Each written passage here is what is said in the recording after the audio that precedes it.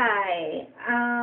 Today is day one of my piercing. My tongue piercing actually is been like 2.5 hours, maybe three, since I've got it done.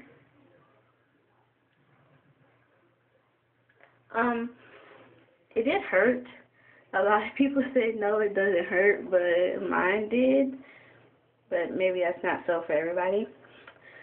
It hurt really bad after I got it done, but now the pain is easing off a little bit.